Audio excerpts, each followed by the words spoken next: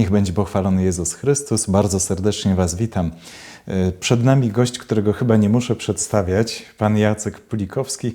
Może w kilku słowach niech Pan powie coś o sobie. Jak w kilku, to najważniejsze. Najważniejsze, że jestem od prawie 50 lat, 49 lat mężem i ojcem jednej żony, że mamy trójkę dzieci, po długim czekaniu się doczekaliśmy tych dzieci. Dzieci już są dorosłe, mamy 7 wnuków. Całe życie pracowałem zawodowo na Politechnice Poznańskiej, ponad 40 lat, a taka główna aktywność życiowa to praca w duszpasterstwie rodzin. I przez wiele tysięcy godzin rozmawiałem z małżeństwami w kryzysie. Starałem się im pomóc. Czy pomogłem? Czasem przychodzą jakieś sygnały zwrotne, ale to nie mi to wiedzieć.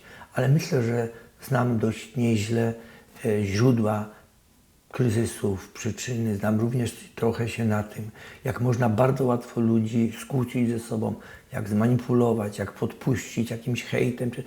Na ten temat trochę wiem, również z osobistego doświadczenia.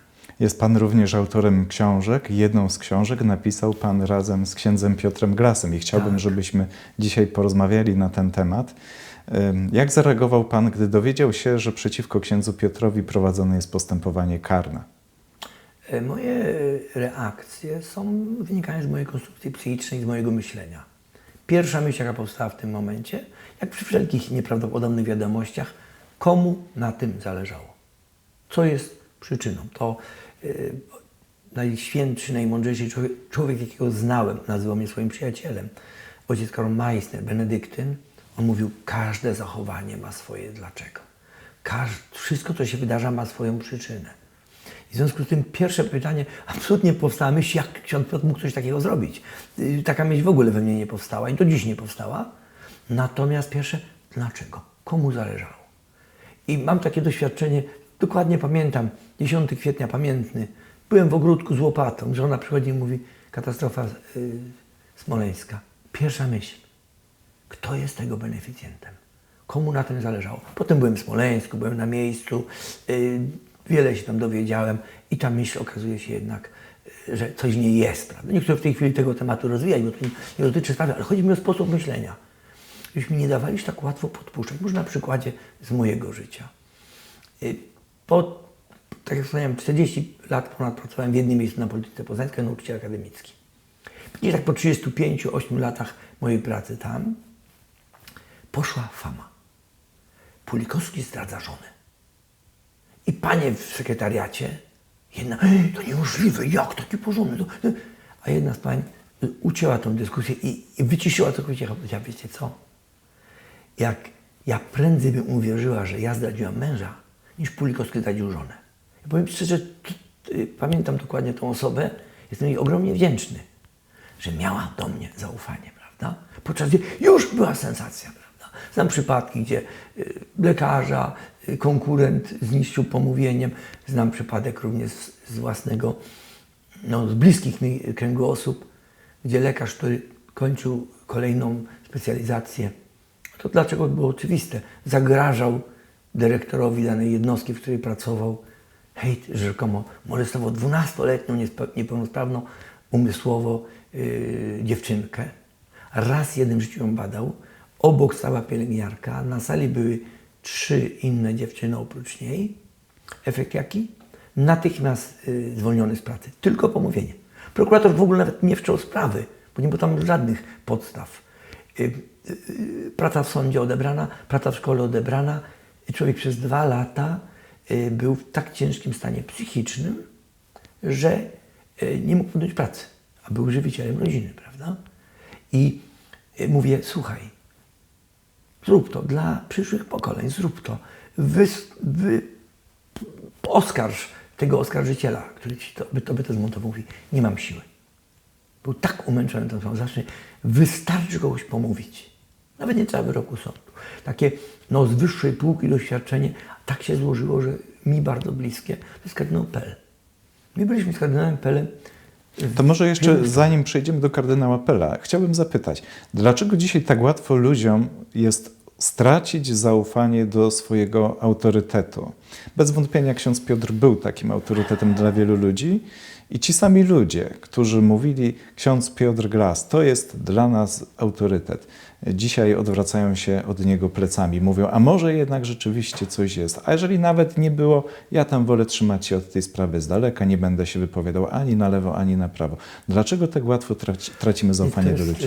Myślę, bardzo trudne pytanie. Ja bałbym się na nie odpowiedzieć autorytatywnie, ale mam swoje przemyślenia na ten temat, prawda? Ludzie czasem, tak jak obserwujemy wokół nas, zachowują się głupio. No jak mógł taki facet, wykształcony, mądry, inteligentny i tak się dać podpuścić? Nie? Dlaczego? Czy ludzie są głupi? Nie. I teraz nie to, że troszeczkę też ludzie przestali analitycznie myśleć, to jest jedno, a drugie, bardzo łatwo dają sobie fałszować bazę danych. I to jest, myślę, podstawa. Jak się ludziom sfałszuje bazę danych, to będzie to, co mówią informatycy. Śmieci na wejściu, śmieci na wyjściu. Jeżeli ktoś uwierzy w to, że ksiądz Piotr naprawdę molestował jakieś biedne dziecko, notabene pedofilia to jest do 11-12 roku życia. Tak? Najczęściej czyny homoseksualne są podsuwane pod pedofilię, bo to obrzydliwie wygląda, prawda? I tak lepiej działa na ludzi. A więc jeżeli ktoś uwierzy w taki przekaz, jeszcze jest oczywiście sfałszowany przez dziennikarzy, oczywiście podkręcony przez media i tak dalej, to potem już wyciąga właściwe wnioski. To wtedy, czyli rozumowanie może być dobre, ale jak mamy zafałszowaną bazę danych. I dlatego ja staram się w różnych sytuacjach, i w tych małżeńskich, i w takich różnych innych tam rodziców i dzieci, prostować wiedzę na ten temat. Bo można kogoś naprawdę osądzić. Kobieta, żona może osądzić męża o skrajną nieżyczliwość, tylko dlatego, że nie wie, że on inaczej myśli niż ona. Że on inaczej widzi świat. On inaczej reaguje, inaczej prowadzi ciąg logiczny, prawda? I można przypisać wielkie winy całkowicie niesłusznie. Także myślę, że te dwie rzeczy, brak logicznego myślenia ale jeszcze bardziej podatność na fałszywe wiadomości. Tam w tle jest jeszcze jedna rzecz. Ludzie lubią słyszeć o czyichś przestępstwach. Szczególnie w upadkach autorytetu. Bo ja nie wyglądam tak źle, proszę. Jeżeli taki sławny ksiądz, no to moje drobne przewiny, czymż są one? To jest ten mechanizm. Panie Boże, dziękuję Ci, że nie jestem jak ten celnik, mówi faryzeusz, prawda? Ludzie chcą szukać winnych, lubią. I czasem jest taka sytuacja, że się nakręci jakiś hejt, po czym wszyscy są pobudzeni, tak, no proszę, nawet taki ktoś, jak to niemalże żyją tym, potem się prostuje, nieprawda, no to zawiedzeni. Coś tam w tym musiało być, prawda? Ludzie ukształtowani przez media lubią takie tanie sensacje. Także myślę, że o którym zacząłem, jeżeli ksiądz pozwoli, przykład kardynała Pella jest taki bardzo pokazujący mechanizm. Tak się złożyło, że z żoną byliśmy na synodzie o rodzinie w 2015 roku, tak zwanymi audytorami. No to było 17 par z całego świata małżeńskich, które zostało dopuszczonych do obrad synodu. Przez całe kilka tygodni codziennie widywałem oczywiście papieża, kardynała Pella. Akurat tak się złożyło, że w tej grupie dyskusyjnej, bo synod był obrady plenarne 400 osób i potem kilkanaście, 13 grup takich dyskusyjnych, po 30 osób, okrągły stół. I w naszej grupie tak zwanym moderatorem, czyli tym, który kierował dyskusją, był kardynał Pell.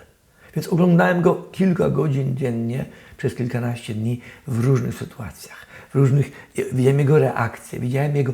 I gdyby mnie spytano po tym synodzie, kto jest z kardynałów, jest największym filarem Kościoła katolickiego, ostoją prawości i stania po stronie Chrystusa, to bez namysłu bym powiedział kardynał Pell.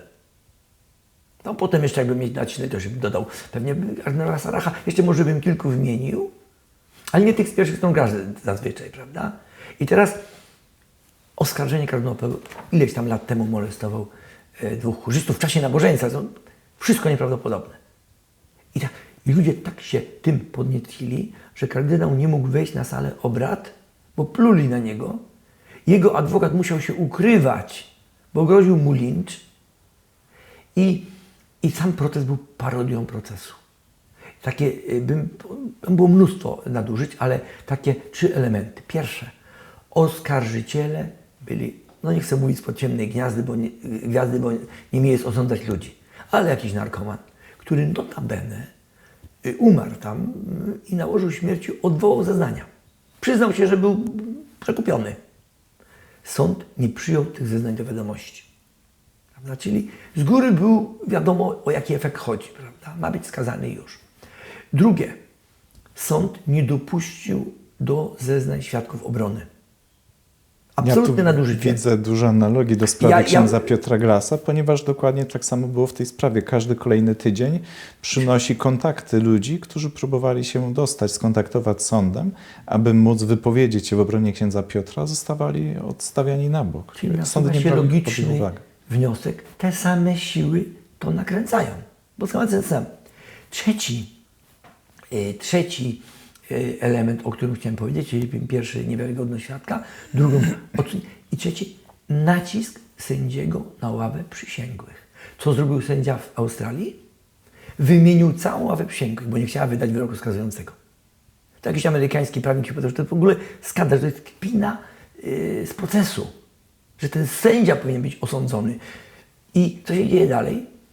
Kardynał, 70 parę lat, trafia do ciężkiego więzienia o zaostrzonym rygorze, w izolatce, nie ma możliwości odprawiania mszy świętej i tak dalej. Tam na jakiś spacernik uciekł, kawałek nieba było widać, tam mógł na parę minut dziennie wychodzić. I zresztą podziwiałem, bo czytając jego pamiętniki, że zero nienawiści, zero takiej chęci zemsty, tylko niewinnie oskarżony. Ale jak daleko sięgały te macki tych, którzy nakręcili ten proces, prawda? Że w odwołaniu ponownie zostaje skazany. I dopiero gdy wyszło z tego kręgu zainteresowanych skazaniem księdza Pela do Sądu Najwyższego całkowicie o uniewinnienie ze wszystkich zarzutów, 7 sędziów stosunkiem głosów 7-0 uniewinniło go ze wszystkich zarzutów. Wyszedł z więzienia i krótko potem umarł. No, tak się działa. I oczywiście pytanie dlaczego? No to jest strach myśleć i mówić, ale kardynał Pell nie był wygodny dla sił liberalnych również w Kościele. Ja teraz nie próbuję wyroków ferować, kto go zamordował w końcu, prawda? Ale na pewno również w Kościele byli ludzie, którzy nie lubili, powiem delikatnie, byli zainteresowani tym, żeby on znikł z pola działania Kościoła katolickiego. I właśnie to co ksiądz zdążył zauważyć, te same analogie widzę w procesie księdza Piotra Grasa. Przecież ten oskarżyciel główny, z tego co wiem, to był chłopak, którego zresztą ksiądz Piotr pomógł mu stanąć na nogi. Do tego stopnia wyzdrowiał. Był alkoholikiem, narkomanem, co oczywiście pokazuje wiarygodność świadka. Po czym poszedł do seminarium. Do tego seminarium wyrzucony o fałszywe oskarżenie, że 2 jakichś tam kleryków, współbraci go rzekomo molestowało seksualnie. I tego sędzia też nie przyjął do wiadomości, że to ma jakiś wpływ na sprawę, prawda?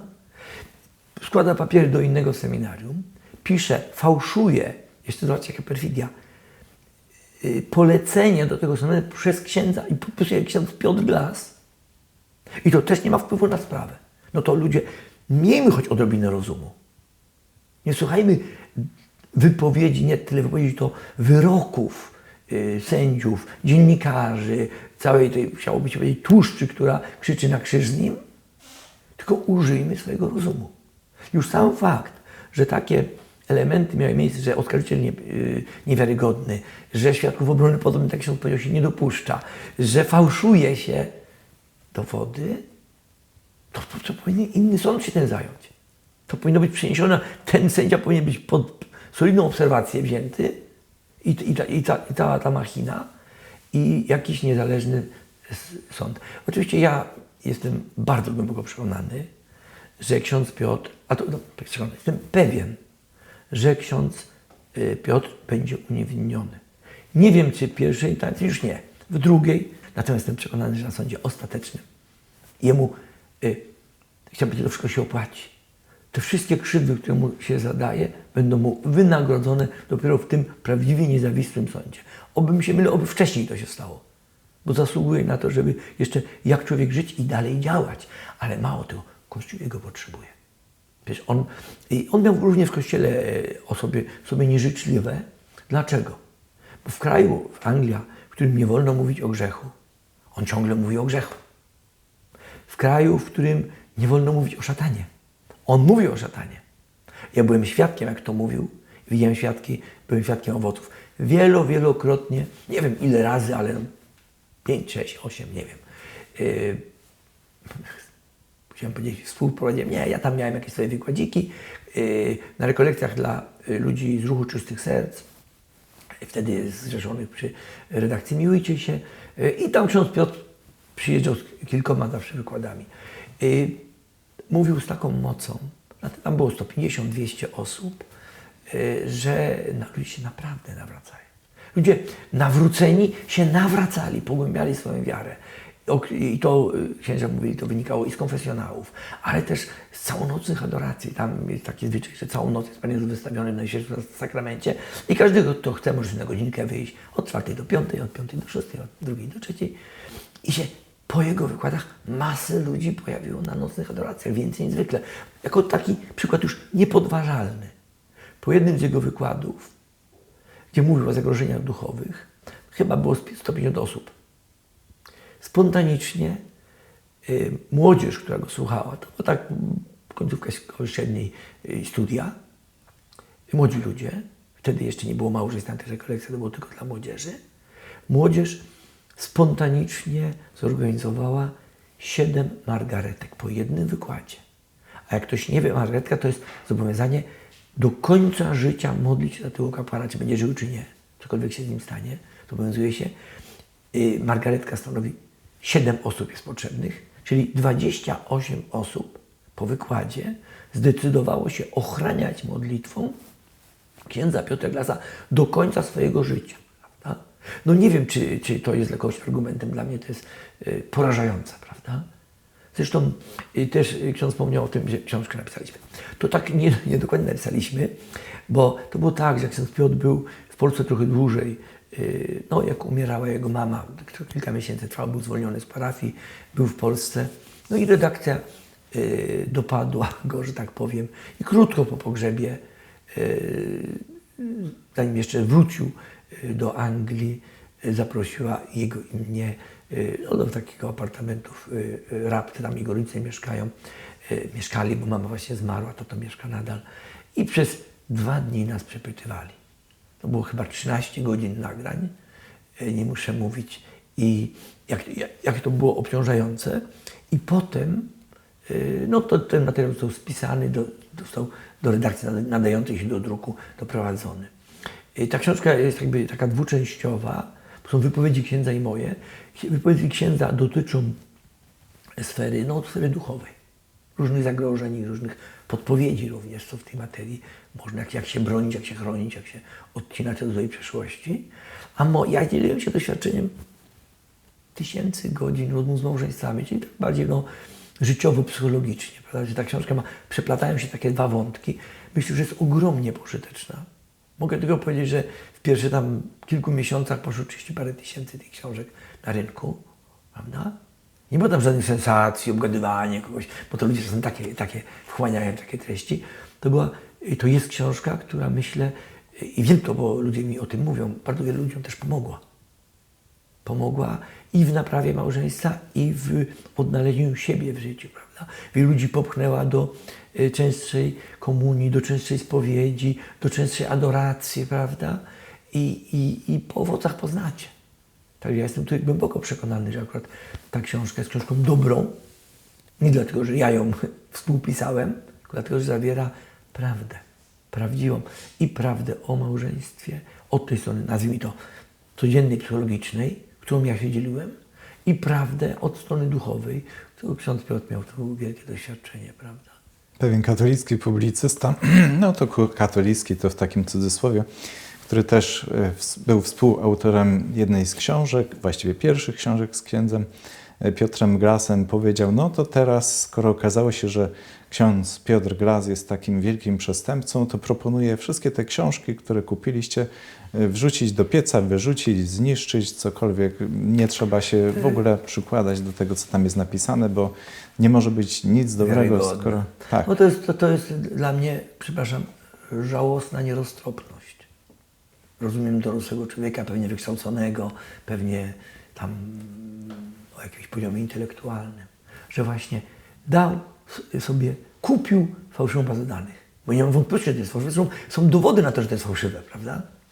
i sąd nie dopuszcza tych dowodów na wokandę. Prawda? Ewidentnie widać jakieś manipulacje się toczy. Roztropny człowiek powinien być bardzo, bardzo ostrożny w ocenie, bo jest tyle śladów niegodziwości i jakiegoś matactwa, że raczej by się trzeba zastanowić, dlaczego, a potem jak bronić księdza Piotra. Bo przecież jeżeli ktoś jest niewinnie katowany, to jest gorsze niż katorga fizyczna, tak? Ja przyszedłem hejt też. I mogę powiedzieć naprawdę, i nikt mi tego nie podważy. Od tych 40 lat mówię to samo, znaczy po tej samej stronie stoję. Nigdy nie zdradziłem Chrystusa, nigdy nie namawiałem do rozwodu, nigdy, zawsze dążyłem do jednania. Zawsze stałem po stronie takiej prawdziwej, do bólu czystości, nie tylko tam, nie współżycie przyjaciółmi, to już jest czystość. Nie, czystość to jest coś więcej, prawda? To cała postawa. I zawsze po tej stronie stałem.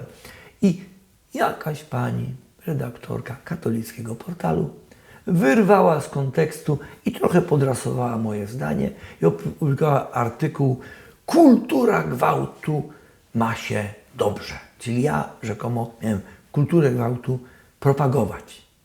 Jaka była reakcja? Ja przeczytałem tylko może z 20 wpisów na to, potem już przestałem, bo szkoda. Idiota, dewiant, zabrać mu, wyrzucić go z pracy, zabrać mu prawo do występowania do ludzi. I to, ale już takie już tam ordynarne różne określenia. I w tym księża. Iluś. Może 2-3 mnie przeprosiło. Napędy. Oni robili to szczerze. No bo jeżeli takie świństwo zaprasza do gwałtu i zabrania kobiety, musi bronić przed gwałtem. Powiedziałem, że żona powinna mężowi wytłumaczyć, dlaczego coś jest złe, bo to jest jej najważniejszy mężczyzna życia. Ona ma go wychowywać do końca życia. Jeżeli on błądzi, to ma go prostować, ma mu pokazywać, ma go wychowywać. Nie tam. I teraz niedawno ktoś mi przysłał. Przysyłane mi linki w internecie nie czytam, bo gdybym czytał, to by mi doby nie starczyło. Ale od niektórych osób, zaglądam, niektóre osoby, które mnie znają, mówią: słuchaj, 57 minuta w tym nagraniu, spójrz. No. I taka 3-godzinne nagranie, forum katolickie, jakiś katolik, chyba dziennikarz, Pulikowski. Ty jego poglądy trzeba zaorać, zakopać, przekopać, jeszcze raz zaorać, jeszcze raz, zesłać. Ale z taką emocją, z taką pewnością siebie. Znaczy on tam to uwierzył. A ta pani, żeby dokończyć wątka, ona sobie przygotowała wyjście, ogłoszenie apostazji. Ona krótko po tym z hukiem wyszła z kościoła. Redaktorka katolickiego ponoć portalu, prawda? Wystąpiła z kościoła. Ona sobie przygotowała grunt. Ona w chlubie chciała odejść i się znalazła, prawda? Natomiast pocieszająca była postawa bliskich. Pierwszy SMS, który dostałem, ja mówię, nie siedzę w internecie, więc od osoby, która tam troszkę więcej śledzi, co się tam dzieje, mówi: Jacek, dokładnie napisał tak: Jacek, hejtują cię, jest dobrze. To jest to głębsze myślenie. Kogoś napadają, to znaczy, że on siłą zła zaczyna szkodzić. I zapraszam do takiej refleksji, jak ty patrzysz na całego księdza Piotra. Skoro siły zła, ewidentnie fałszując rzeczywistość, go napadają, to znaczy, że jego działalność jest niebezpiecznie dobra, prawda? Ale to zobaczmy, jak my wtapiamy się w ten klimat. Jak nie można mówić o ascezie, nie wypada, bo to średniowiecze, w Kościele przestaną mówić. Oczywiście znajdzie się ten drugi, który powie, że bez ascezy nikt nie dojdzie do dojrzałości. I od razu jest oszołom, bo burzy spokój wszystkim, którzy właśnie uznali, że trzeba dawać, najlepiej dawać dzieciom codziennie czekoladki, żeby zamazać tą haniebną przeszłość, że dzieci w poście i adwencie nie jadły cukierków, prawda? Nie posądzam o to, że ci rodzice, którzy kupują te kalendarze adwentowe, są złej woli. Nie. Ale gdzieś głębszej refleksji zabrakło. Kiedyś nie jedliśmy cukierków, albo banalne, ale jednak asceza, jednak wyrzeczenie. Dzisiaj o ascezy nie wolno mówić. Teraz któryś kapłan zaczął mówić twardym głosem o samowychowaniu, o ascezie, o tym, że nikt nie będzie tak naprawdę dojrzały i szczęśliwy, jeżeli sam siebie nie weźmie w takie porządne ryzy rozumu i woli, to prawdopodobnie duża część była tym zgorszona. A może znalazł się taki ktoś, kto za pieniądze oskarży go o molestowanie seksualne, bo to jest najprostszy sposób zniszczenia człowieka, prawda? Wystarczy oskarżyć, nie trzeba żadnych dowodów, nawet wyroków nie potrzeba. Byle oskarżyć. Także byłbym nieuczciwy, gdybym się nie zgodził na tę rozmowę. Bo ja jestem wewnętrznie przekonany, że ksiądz Piotr jest skrzywdzony. Jestem przekonany, że siły zła się sprzysięgły przeciwko niemu i swoją machinę uruchomiły. I ja oczywiście nie mam mocy przeciwstawienia się tej machinie, ale mam jeszcze możliwość powiedzenia tego, co myślę. I mam jeszcze jedną możliwość, którą nie mają wrogowie Kościoła. Mam możliwość modlitwy. I od pierwszego dnia, od czerwca, kiedy się dowiedziałem o zaatakowaniu księdza Glasa, codziennie wspólnie z żoną modlimy się w jego intencji. I jeżeli im więcej osób się będzie modlić, i im więcej osób nie będzie publikować, podniecać się tym ładactwem księdza, rzekomym ładactwem księdza Piotra, tym łatwiej będzie sprawę wyciszyć, a być może go w pełni, oby tak było już tu na ziemi, zrehabilitować i przeprosić. Takie myśli mi przychodzą. Bardzo dziękuję za to podzielenie się swoim świadectwem, doświadczeniem, a szczególnie za to przypomnienie, jaką moc ma modlitwa, bo z pewnością jeszcze przed nami wiele odcinków tego niestety czarnego serialu, ale ufajmy, że ten ostateczny finał napisze sam Bóg. Nie wiemy, czy on nastąpi tutaj na ziemi, czy po drugiej stronie, ale wierzmy, że dopóki trwamy przy Bogu i modlimy się o tę sprawiedliwość i miłosierdzie dla świata, dla ludzi, to kiedyś będziemy świadkami, że warto stać po stronie prawdy, że warto w imię tej prawdy nieraz oddać nie tylko stanowisko, urząd, ale nawet jej życie. Dokładnie. Ale żeby mieć siłę na to, potrzeba dzisiaj samemu być obiema nogami tam, gdzie jest prawda, tam, gdzie dzieje się krzywda. I za to jednoznaczne opowiedzenie się po stronie księdza Piotra bardzo serdecznie Panu dziękuję. Niech będzie pochwalony Jezus Chrystus. Na wieki wieków amen. I ja dziękuję. Uważam, że na tyle znam księdza Piotra, jest moim obowiązkiem to powiedzieć i tyle. I dalej się modlić.